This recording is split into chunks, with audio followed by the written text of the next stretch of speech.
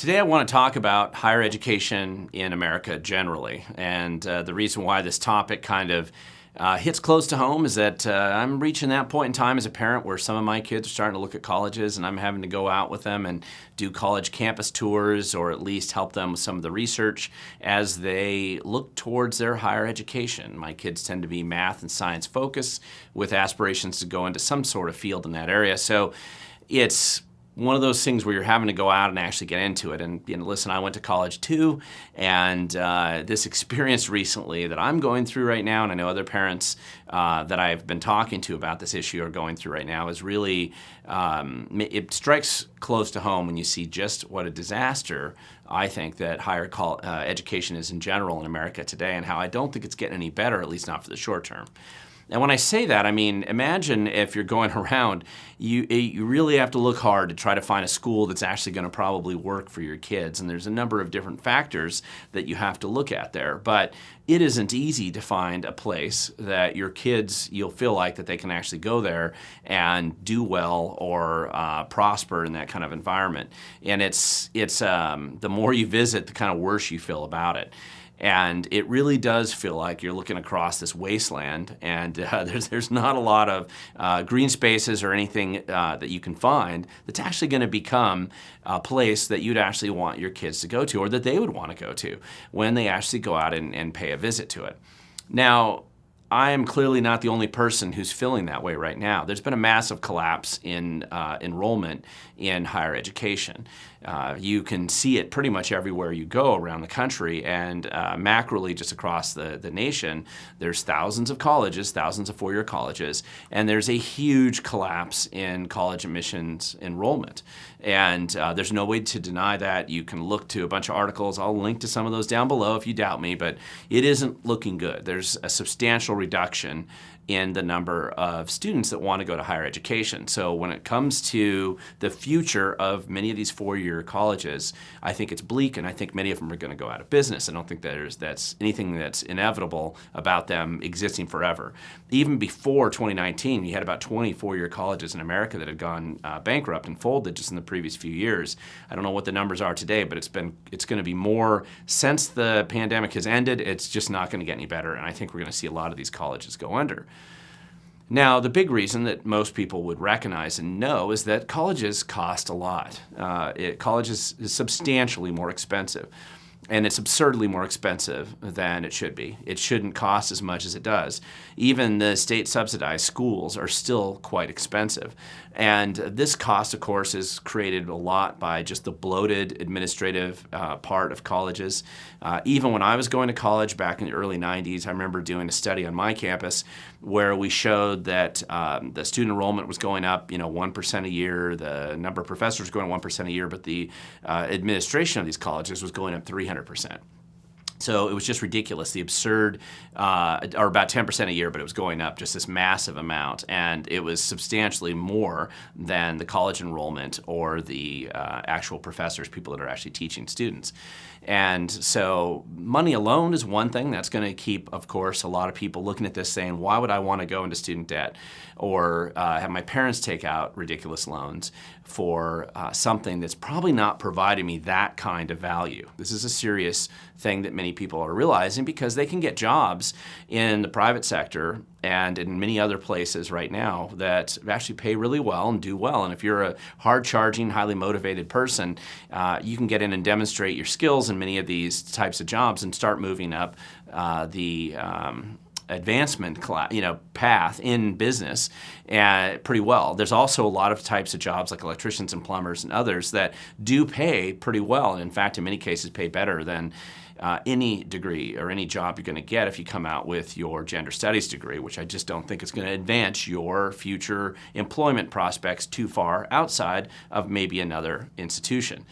So those issues are very obvious. But on top of that, there's also the political element of many of these schools right now that just make it obnoxious to go and visit for probably half to 60–70% of the population when they actually go and visit these schools. And a lot of it has to do with the diversity, inclusion, equity agenda that we find there all the time. really people, most average people, including students and even people that might define themselves as Democrats, they really don't want to go to an environment where people are always screaming and yelling at them and forcing them to conform to the Borg and the hive mind, whatever that might be on campus. And if you have spent any time going to a college campus lately, you're going to know that the aggressive assimilation efforts and indoctrination efforts and just this shoving a political ideology down your throat, whether you like it or not, it comes exclusively and only from the left. I'm not aware of any campus in America that's not going on to some degree or another. And it's not like it hasn't just started recently. It was going on when I was going to college too, and I remember that.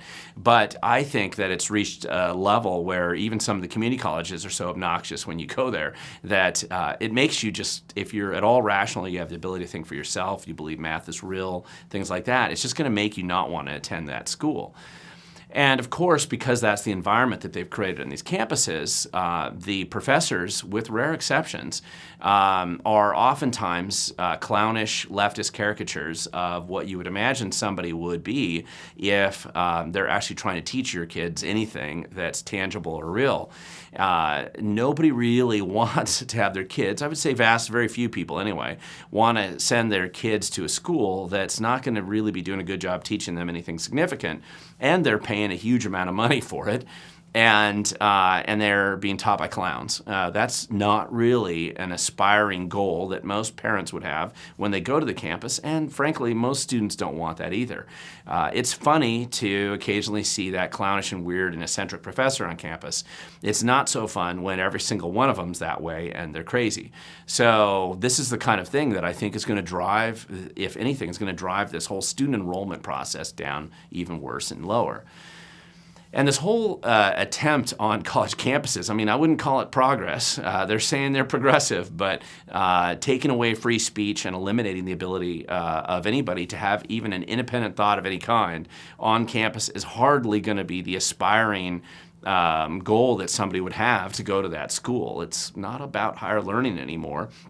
It's more about indoctrination, making sure that you follow the exact required thought process, which, by the way, could change tomorrow. The diversity, inclusion, equity agenda and the talking points, they seem to change on a regular basis. So even if you go into it, you think that you are down with the man and you have all the check marks that you need to be the perfect progressive student, it may turn out that you really aren't progressive enough or aren't progressive in the right ways. And therefore, you must be destroyed, which is apparently the approach that college campuses are encouraging students to take. If you don't like what you're hearing, be violent, be disruptive, attack them, do whatever you have to do to remove anybody who thinks differently from campus. It's a very obnoxious and bad general demeanor that we found on all these college campuses all over the place. Not every single one, but I would say the vast majority of them, that's kind of the attitude. And it should be no surprise why sane and normal people, if they're aware of this, they just aren't going to want to subject themselves to that level of abuse for that long time, for that much money, for very little return. It just seems to be very painful. Now, I imagined that if you're willing to go into some of these dumpster fires on these campuses, that if you look hard, you'll be able to extract some value from your experience when you're at school. But it's not really very fun to go through that. And I don't think that most students who have just gone through the pandemic or are getting out of school, if they're serious about their education, they don't really want the additional friction of having to try to survive in a wokester, nasty, kind of commissar sort of environment. That's not exactly the world that most people want to have. People don't really want to go to school with people like this. Weird and strange, obnoxious, aggressive people are not going to generally be the kind of people that regular students are going to want to be around. So, and obviously if you have at all any kind of conservative perspective, or if you're a Christian, or if you have some kind of unapproved belief system that the government doesn't approve of right now, or the ruling establishment doesn't approve of, you're not going to have a good time on campus, and you're very likely to get people like this as your roommate, or you're very likely to have to deal with people like this on a regular basis, and that's not going to be fun. Now, of course, I've talked about some of the schools in the past in Washington State. Evergreen State College is, of course, one of the schools that I've spent a lot of time talking about because it's probably one of the first schools that's going to go bankrupt in Washington. The state will subsidize it for a little bit longer, but with the student enrollment collapsing through the floor, 3-4 rounds of staff layoffs, I don't see how a school like this really exists much longer. The state, again, can subsidize it just to keep their political friends employed. But at some point in time, when nobody wants to go there, and a high percentage of the freshmen that do go there transfer out as fast as they can, it's not exactly the kind of environment that most kids are going to want, especially when they have the option. They can get into just as much debt and be just as woke at another school that's a little bit less nasty. Now, ultimately, this means that in our state, where I live in Washington, we're going to have to find some kind of solution for Evergreen State College. Maybe we do turn it into a homeless drug addiction camp, or we do something else with these campuses. It's probably not the only school, though, that's going under at this point in time. They'll deny that they're in trouble. They'll pretend like there's nothing bad going on. But the reality is that people who actually care about their educational future, and they're going to be taking on debt, or they're going to be paying a lot of money for it, they're not going to want to go to crazy places that do nothing but make life miserable for you when you have to attend there. Or do such a bad job with whatever education's going on that you get no valuable skills when you come out of it, and your only potential employment future is going to be to go work either at another university or to go work in the government sector, which is where a lot of people that are unemployable oftentimes go. There's no surprise that we're having so much trouble with government doing anything right.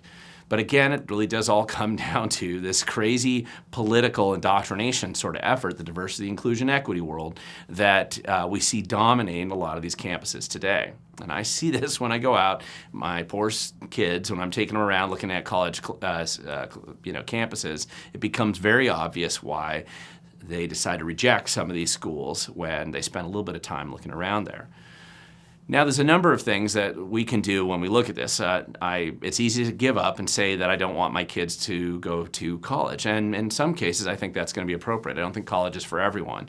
But if you have kids that aspire to maybe an advanced math, they want to go into medicine, they want to do something that's going to require some secondary education, you're going to have to try to thread the needle and try to find schools where math is still believed to be real, where maybe the highest priority isn't whatever pronouns that they can throw in your face that day. Maybe you will have to find some of these schools that are out there. And the ones that refuse to change, the ones that have decided that the diversity, inclusion, equity world is basically the hill they want to die on, and they're starting to look like this landfill picture right here, those are probably the ones that I think will start to go first. And I say go, I mean fold. Nobody will go there. They will hit the bankruptcy wall, and just like the dozens of other colleges that are going bankrupt around America today, they'll probably be added to that list. You're hearing stories all around Washington State, where I live, half-empty dorms on the Wazoo campus, students putting up videos of crime happening on University of Washington campus. Of course, the Evergreen State Delusion, that's more of a national laughingstock campus that we have today. But even some of these other schools, Seattle Pacific, Pacific Lutheran University, a number of these other schools are really having challenges in attracting students. And I think that the fault is their own. It's not because students are crazy. It's because they're pretty rational and they're looking at what their options are. And those places don't provide very good ones. So if you're in the same boat that I am, or you're planning to be in this boat pretty soon and shopping your kids around to look at education options post-high school, I feel for you. I know what it's like. I'm going through it right now. I'm going to be going through it for a few years as well. Obviously, this is something we have to get our hands around and start to address before it's too late. But to some extent, the marketplace is going to help address a lot of it for us, because I can't see how thousands of these colleges are going to still be around in a few years. My guess is hundreds of them are going to fold, and maybe eventually, when enough go bankrupt, it'll send a message to the others that if you want to have a future in higher education as an institution, you're going to have to moderate your craziness and not be a place for where pronouns are the highest priority. That's just my thought, and I think that if you go and show up today at some of these places, you're going to have some of the same experiences that I have, and I'm curious to get your comments and thoughts down below. Feel free to leave those comments. I do reply and respond to as many of them as I can, and I just appreciate the time that you took to watch this video. And just remember, if you want to make a difference, the future belongs to those who show up.